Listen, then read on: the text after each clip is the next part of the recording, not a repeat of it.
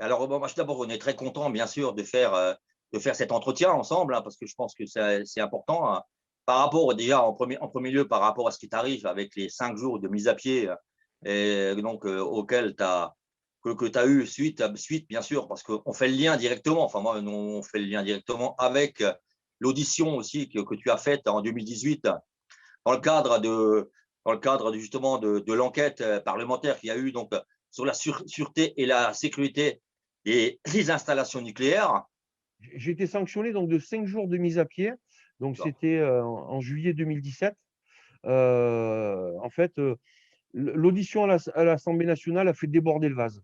Mon employeur, c'est vrai, m'avait fait, des remarques par rapport à l'association, par rapport comment dire? Aux interventions que je pouvais faire, dans les instances où j'allais, voilà, parler des travailleurs.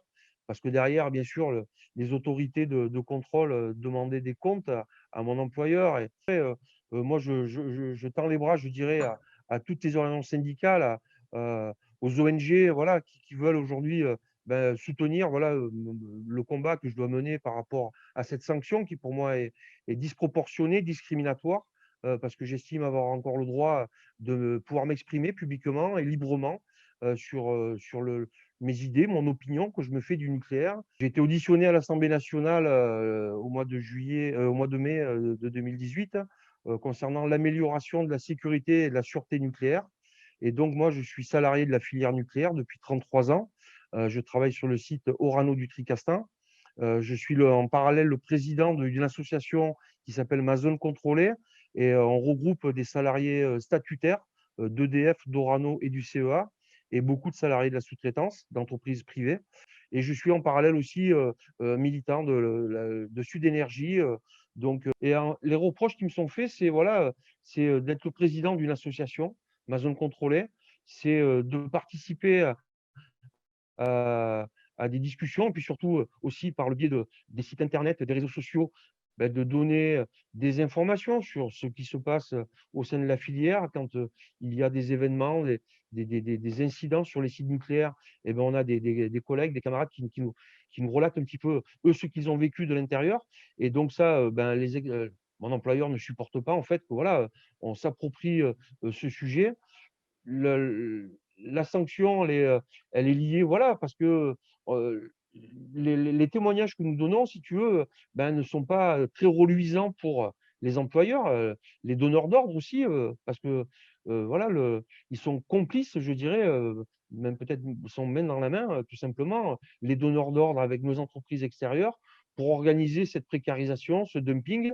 Et donc voilà, nous, l'association, nous le crions, sur tous les toits, dans toutes les réunions auxquelles nous pouvons où on participe, je dirais. Et ben, ils n'aiment pas que voilà leur image soit écornée, si tu veux. Et dans la mesure, c'est pour les exploitants, rends-toi compte que c'est insupportable d'avoir un salarié qui est sur le terrain, qui est au contact des collègues, qui voilà, qui racontent au quotidien ce qu'ils font, les moyens qu'on leur donne, et puis le ressenti qu'ils ont par rapport à leur travail. Et donc voilà, moi je suis au plus près, si tu veux, de tout ça avec d'autres collègues, hein. Je suis pas tout seul dans le collectif, hein, ma zone contrôlée. Et donc oui, nous ce qu'on veut, c'est mettre ça un petit peu en lumière, en débat. Parce que si nous, les travailleurs, on n'est pas capable de nous organiser, de montrer que nous sommes solidaires les uns envers les autres, parce que c'est vraiment ça aujourd'hui le thème, quoi. Nos patrons sont organisés pour nous mettre en concurrence, hein. Ils ont des stratégies que nous connaissons bien. Ils savent être solidaires entre eux, hein. Le MEDEF le montre, le COPSAR aussi. C'est un comité patronal qui, on va dire, gère tout ce qui est les métiers de la logistique dans le nucléaire. Et voilà, ces gens-là, nous, on les a souvent traités de maquignons, enfin voilà, de gens qui sont là pour faire du business, tout simplement, au détriment des hommes et des femmes qui sont salariés. Et donc voilà, il faut vraiment qu'on arrive à converger, à être solidaire, et de dire que voilà, la différence, il ne faut pas que ce soit le coût du travail. Il faut qu'éventuellement ce soit la technique. Moi, des fois, tu vois, j'ai répondu de dire nous ne sommes pas des idiots. Si on nous explique aujourd'hui que des travailleurs détachés sont plus compétents que nous, ok, pas de problème. Pas de problème, je suis prêt à l'accepter. Mais ce que nous savons surtout, c'est que pour les travailleurs détachés, ce sont les premières victimes du système. parce qu'on les fait venir de pays, de Roumanie, de Bulgarie, d'Espagne ou du Portugal. Et quand elles arrivent ici, elles n'ont pas les mêmes garanties que peuvent avoir un travailleur français. Et donc, c'est du dumping, c'est aussi un système qui est mis en place. Et donc, voilà, pour moi, c'est le coût du travail dans le nucléaire ne doit pas être, comment dire, prioritaire. Et pour beaucoup d'employeurs, de donneurs d'ordre, aujourd'hui, c'est l'élément essentiel pour attribuer une activité qu'ils ne savent plus faire à une entreprise. C'est le coût du travail, combien ça va me coûter à la fin. Et on ne regarde plus la technique, les capacités, la culture que peuvent avoir les gens, les diplômes éventuellement, la culture sécurité, la culture sûreté.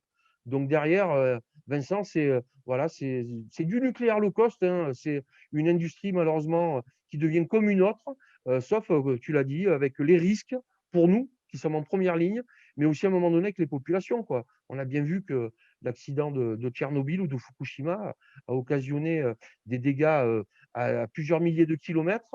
Et voilà, quoi. Donc, il faut, je pense, ouais, se saisir de ça. Et grâce à l'association, ça nous ouvre des portes. On participe à des discussions publiques avec des autorités de contrôle, de surveillance, avec quelques politiques.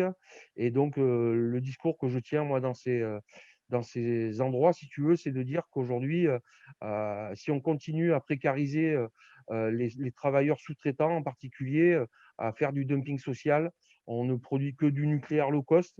Et moi, Vincent, ça me révolte de voir que aujourd'hui, on est dans des stratégies économiques d'entreprise qui n'ont que ça pour objectif. Ça me fait mal et ça me fait peur. Donc voilà, c'est pour ça que je parle un peu aujourd'hui de ces conditions de travail, quoi. Non, mais justement, en parlant de la sous-traitance, hein, bien sûr, tu l'as dit aussi de la précarisation toujours plus grande, ce qui peut comporter bien sûr des risques importants, bien sûr, pour les salariés eux-mêmes d'abord, hein, mais ensuite aussi pour la population. Et aussi, il faut aussi le dire, hein, la question aujourd'hui, vous représentez quand même dans le nucléaire, hein, c'est quand même 80% des travailleurs dans le nucléaire, c'est quand même énorme, non? Ah, c'est considérable, oui, sur la totalité des 220 000 salariés de la filière nucléaire, 160 000 sont des salariés d'entreprises privées sous-traitantes. C'est énorme. Sur EDF, il me semble qu'aujourd'hui, ça doit atteindre à peu près 40 000 salariés d'entreprises sous-traitantes et il doit y avoir 20-25 000 peut-être agents statutaires EDF. Donc, on est beaucoup plus nombreux qu'eux. Et puis voilà, on n'a pas les mêmes garanties forcément, parce que voilà, la sous-traitance permet ça. Elle a été créée par le système exclusivement pour permettre cela. Et donc voilà, nous, on veut aussi attirer l'attention sur comment dire, cette injustice qu'il y a parce qu'on travaille côte à côte avec nos collègues statutaires, EDF, Orano et OCEA. Nous faisons exactement les mêmes métiers, nous faisons les mêmes choses, nous prenons les mêmes risques qu'eux à quelque part. Mais par contre, en termes de reconnaissance financière, je dirais, par rapport à nos conventions collectives qui nous sont imposées, il y a une injustice et qui est révoltante, là aussi, une fois de plus, quoi. Voilà. Ouais, mais justement, parce que tu fais bien de parler un peu des conventions collectives, parce que, bon, et moi, j'ai regardé en détail parce que j'ai trouvé ça très intéressant de ton audition à l'Assemblée nationale, hein, parce qu'il faut vraiment, et puis, moi, je pense qu'il faut la populariser, hein, ça c'est mon point de vue, hein. Je pense que c'est important. Et là, tu dis un certain nombre de choses qui sont importantes parce que les conventions collectives, on est aussi pour avoir la question du statut, parce que quand tu travailles dans le même milieu, il faut que tout le monde ait la même convention collective. Ça me paraît, parce que peu importe le bleu de travail, parce que souvent on le dit comme ça, peu importe le bleu de travail, et quand tu interviens dans le nucléaire, c'est important que les travailleurs du nucléaire, parce que l'idée derrière, on l'a bien compris, hein, du patronat en général, qu'on soit chez EDF, qu'on soit au Rano ou qu'on soit encore ailleurs, c'est bien sûr de tirer les salaires vers le bas et C'est ça. d'avoir un minimum de salariés avec un maximum de profit, hein, c'est bien ça. Exactement, c'est un nivellement par le bas. Et aujourd'hui, on a des exemples, hein. L'actualité, voilà, c'est le projet Hercule côté EDF, hein. Vous avez peut-être dû en entendre parler. Voilà, on veut scinder en 3 parties, je dirais, l'activité d'EDF. On veut, bien sûr, donner tout ce qui est rentable au privé et puis la partie nucléaire resterait sous le giron, du public, hein, enfin de l'État. Mais voilà, nous, les sous-traitants, on est un peu les dindons de la farce dans tout ça, parce que je l'ai dit tout à l'heure, et c'est très, très, très important, nous sommes aujourd'hui indispensables pour la conduite des installations, pour mener à bien les travaux qui vont s'engager, de grand carénage, par exemple, hein, puisque le gouvernement, enfin, l'ASN s'est prononcé cette semaine sur la prolongation de durée de vie des réacteurs, qui logiquement devaient arriver à 40 ans, on devait les arrêter, mais EDF a demandé une dérogation pour pouvoir les prolonger de 10 ans supplémentaires, donc de les amener à 50 ans. Parce qu'il y a Alors donc, oui, il y a donc, bah, il y a donc, il y a les prud'hommes là, donc je sais pas s'il y a un rassemblement. Est-ce qu'il y a un rassemblement prévu le 17 mars? Ça me paraît important. Est-ce il y avait prévu d'une mobilisation, un rendez-vous? oui, alors sur la journée du 17, donc oui, on appelle à la mobilisation devant le tribunal de Nanterre. Donc, il va y avoir une déclaration qui sera faite en préfecture, comme quoi il y a une mobilisation d'organiser ce jour-là. Donc, nous, on va certainement appeler d'être aux abords du tribunal, je dirais aux alentours de midi. L'audience, en fait, elle est à 13h30 au tribunal des prud'hommes. Mais à midi, donc, on appelle les organisations syndicales donc, sur la région de Paris. Hein, c'est le 93, il me semble, Nanterre. Et les mouvements politiques qui veulent venir aussi se joindre à cela, parce que il y aura des ONG aussi, forcément. Donc voilà, il y aura des prises de parole. Il y aura certainement Mathilde Panot, qui est députée de la France Insoumise et qui est la marraine de notre collectif, de notre association, qui sera présente. Et là aussi, on veut un peu attirer l'attention sur ce qu'il m'arrive, parce que si, Vincent, le tribunal venait à confirmer cette sanction, le message qui serait envoyé à mes collègues, déjà, déjà que le niveau du dialogue social n'est pas au mieux, je dirais. C'est un monologue social que font aujourd'hui les patrons avec ben, les réformes, enfin, oui, les réformes du Code du travail, hein, la mise en place des CSE, la suppression des CHSCT. Aujourd'hui, on n'a pas vraiment la parole libre, je dirais, alors que bon, s'il y a des problèmes, ben, notre devoir, c'est quand même de les signaler, puis de trouver des solutions, de les corriger pour pas qu'ils se reproduisent. Et si le tribunal venait à confirmer cette sanction, le message est terrible, terrible pour les copains élus de l'entreprise, hein, parce que quand j'ai eu cette sanction, j'étais élu dans mon entreprise, j'étais élu du personnel. Voilà, j'ai été sous l'étiquette de la CGT, et, et j'estime que je ne fais pas ça pour le plaisir. Je le fais parce que je suis témoin de certaines choses.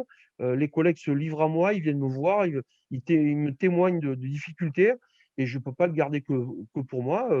Je suis, voilà, je représente le personnel, et mon devoir est d'aller voir mon employeur ou des instances pour leur expliquer ce qui se passe, leur donner les éléments pour leur dire là, on atteint le point de rupture. Il faut vite corriger cela, parce que sinon, on peut avoir bah, des dommages collatéraux.